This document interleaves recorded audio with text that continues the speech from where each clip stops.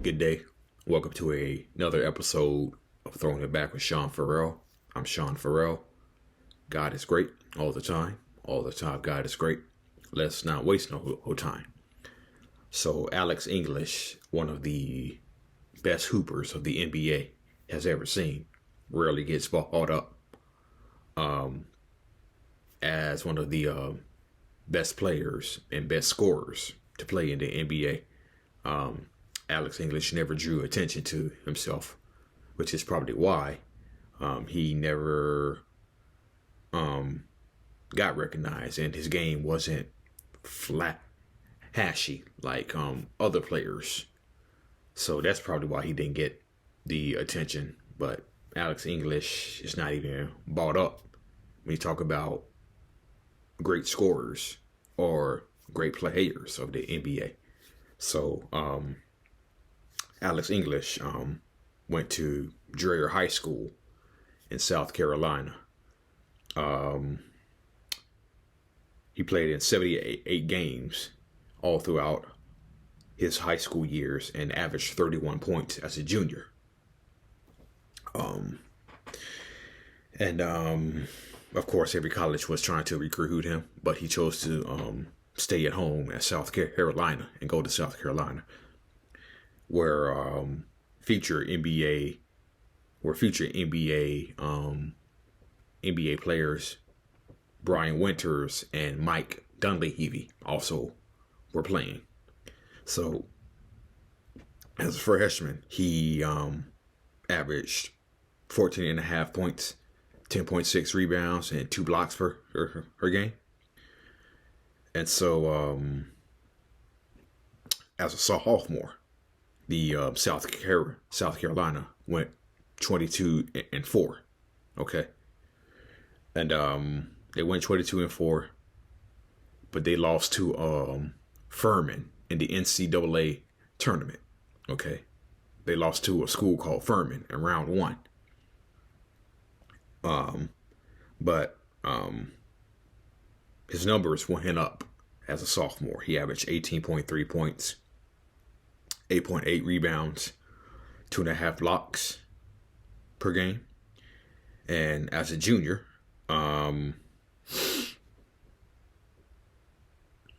his scoring average was down slightly by 2 points, but still averaged 16 points per game. Shot 55% from the field.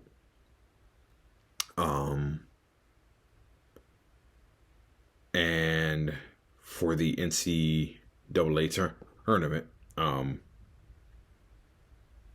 averaged 17.8 points per game, 8.8 rebounds per game, and 2.2 blocks per game. And but South Carolina ended up losing in the NCAA tournament to Memphis. Okay. So his senior year, he had 6 games of 30 plus points or more, and he had 10 games with over 10 rebounds per game.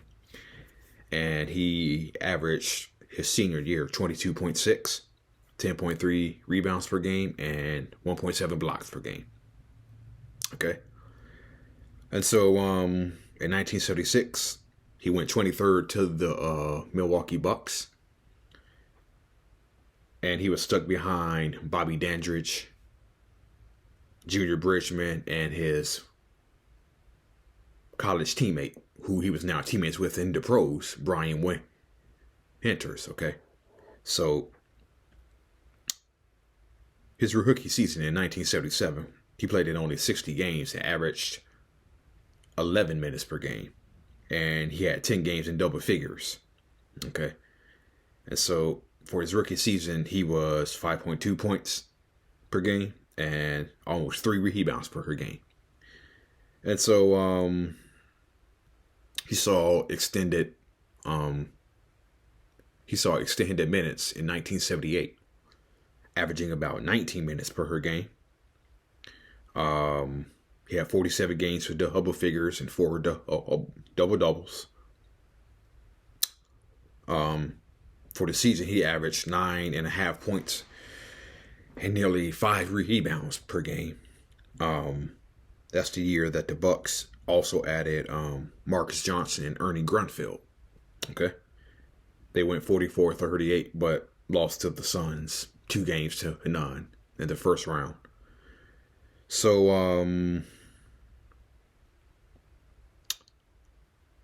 for 1979, he gets traded to the Indiana Pacers. Or better yet, I think he was a free agent. Yeah, he was a free agent. And he signed with the Pacers for 3 years, okay? So he was in Indiana for 1979. And for 1979, he shot 51%. He was a starter for the first time in his career. Scored in double figures in 66 games. Had a career high 20 rebounds and a loss to the Cleveland Cavaliers. And he was also averaging 8.1 rebounds per game. Okay. So, but the Pacers didn't make the playoffs. Then in 1980, the Pacers, I believe, were 26-28, if I'm not mistaken. And it was around midseason where he got traded to the team where he would spend the majority of his career with the Denver Nuggets, who were 19-37 at the time of the trade. The trade was made, George McGinnis to the Indiana Pacers for Alex English. Okay. Like I said, the Nuggets were 19-37 at the time of the trade. David Thompson was injured. English then had his season high of 40 points and 14 rebounds. 40 points and 14 rebounds in a loss to the Kings before the season. 21 points per game, 9.5 rebounds per game.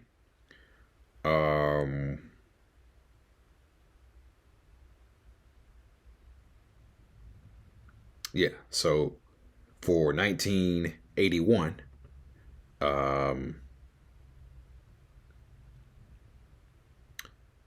the Nuggets had a big three of their own, believe it or not. Thompson, English, and Dan Issel, future NBA coach, future Nuggets coach Dan Issel. So in 1981, Thompson was averaging 25.5 points per game. English, almost 24 points per game. Dan Issel, 22 points per game. Okay. And they also made a trade for Kiki Vandeweghe, who refused to play for the Dallas Mavericks, the expansion Dallas Mavericks.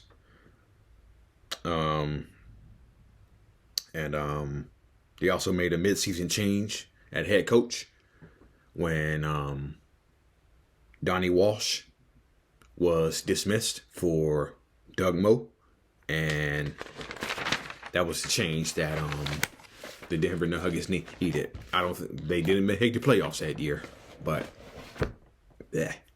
spit everywhere. But it was the change that they needed. So in 1982, David Thompson was limited to 61 games, but they still had Dan Issel, and they still had Kiki Vandeweghe.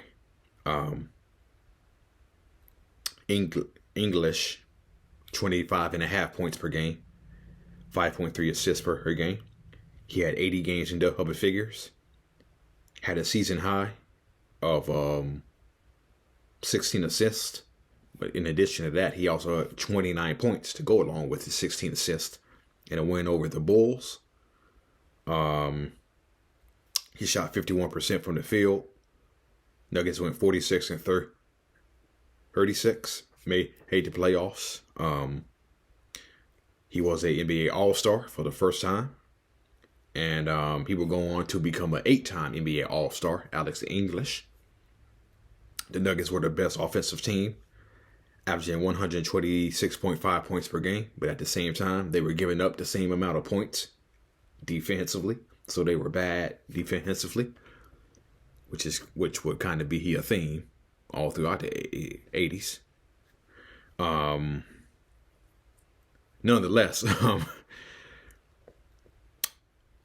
so they make a trade they trade David Thompson to the Seattle Supersonics for 1983. Okay. And now the big three was English, Issel, and Kiki Vandeweghe. Okay. So they trade David Thompson to Seattle. They draft excellent defensive player in rookie T.R. Dunn. And English, 81 games in double figures. Had averaged 28.4 points per game, 7.5 rebounds per game.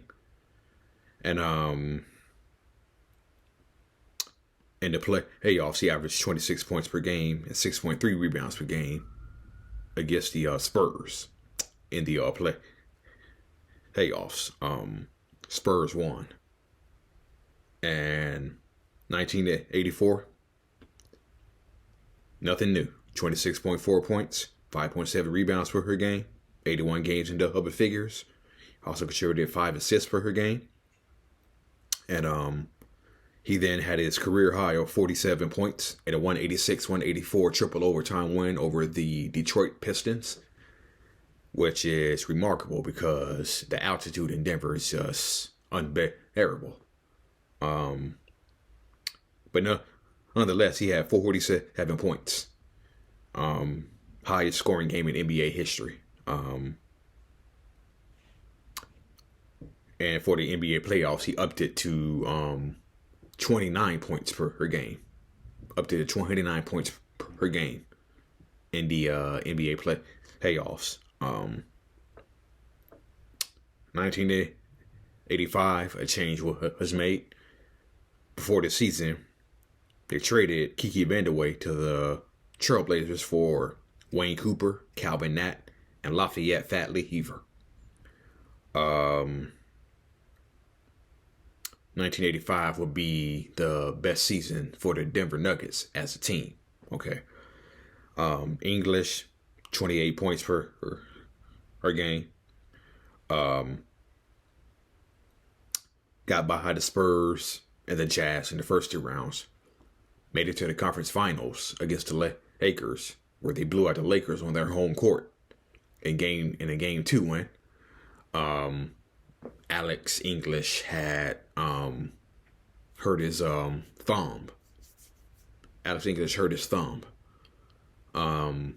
Then in game 4, English already had 28 points, and his thumb was wrapped, but he aggravated his already hurt thumb and broke it, and was in a cast for game 5. The Lakers won game 4 and closed it out with a 44-point victory over the Nuggets in game 5. But yeah, 85 was the best season for the Nuggets. In the playoffs, he averaged 30.2 points per game, 6.6 rebounds per game, and 4.5 assists per game. I did mention they blew out the Lakers in game 2 at the Forum. In that game, he had 40 points and 10 rebounds in Game 2 versus the Lakers in that blowout win. So, 1986, pretty much the same. Nearly 29 points per game, 50% shooting, averaging 5 rebounds and 4 assists per game. He had his career high of 50 points on 21 of 30 shooting versus the Rockets, who ironically eliminated the Nuggets in the second round of the NBA playoffs that year. And so, 1987, an interesting thing happened during the preseason. Alex English was actually playing a preseason game for the Boston Celtics, okay? And he wore number 31. Believe it or not, okay? He was playing preseason games for the Boston Celtics. And he wore number 31 because he was shooting a movie, a 1987 movie called Amazing Grace Smith, okay? And I believe the movie was called Amazing Grace and Chuck, if I'm not mistaken. Yeah. So, but anyway, he still played for the Nuggets, okay? So, not much different. 28.6 points per game, 4 rebounds, and 5 assists per game. Only thing about it is Calvin Nat ruptured his Achilles in the first game of the year. So, Calvin Nat was out for the year. Lafayette Lever stepped up. 19 points, 9 rebounds, 8 assists per game, in which Reggie Miller called Lafayette Fat Lever a walking triple-double. And so, 1988, they acquire Jay Vincent and Michael Adams. English is still doing his thing, 25 points per game, 4.7 rebounds per game, 4.7 assists per game. Nuggets went 54-28, made it to the second round, where they faced the Dallas Mavericks, and they bowed out to the Mavericks in 6 games. 1989, still going strong after all these years. Still going strong. 26.5 points per game, 4 rebounds per game, 4.5 assists per game. And then he had his career high of 51 points versus the Miami Heat, in which they lost that game to the Miami Heat by 1 point. Okay. So, still going strong. Nuggets made the playoffs. Got swept by the up-and-coming Phoenix Suns with KJ, Dan Marley, Tom Chambers, Cotton. 3-0. 1990, his scoring average went way down to almost 18 points per game, 3.6 rebounds per game, 3 assists per game, and Nuggets went 43-39, but again lost to a younger up-and-coming team in the San Antonio Spurs, led by Rookie of the Year David Robinson. And so he was a free agent after the season, and he signed with the Dallas Mavericks. So that Lafayette Lever got traded to the Dallas Mavericks. They also had Rodney McCray too. And so the Mavericks were expected to challenge in the West, but Tarpley got injured, Lafayette Lever got injured, and it was rebuilding. So in his final year in the NBA with the Dallas Mavericks, 9.7 points per game and 3.5 rebounds per game. Okay. And he played another year overseas, and then that was it. So, again, Alex English, not even talked about when it comes to great players of the NBA. One of the great scorers of the NBA. Alex English was an 8-time All-Star, 3-time All-NBA. So, he doesn't get the recognition that he deserves, but I don't think Alex English to this very day really cares about that. Okay? No. He did his job, and he did it well while not drawing attention to himself. And sometimes it's good not to draw attention to yourself. That is it. That is all for Throwing It Back with Sean Farrell. I am Sean Farrell. God bless you all. See y'all on the next one. Peace. TunePocket.com.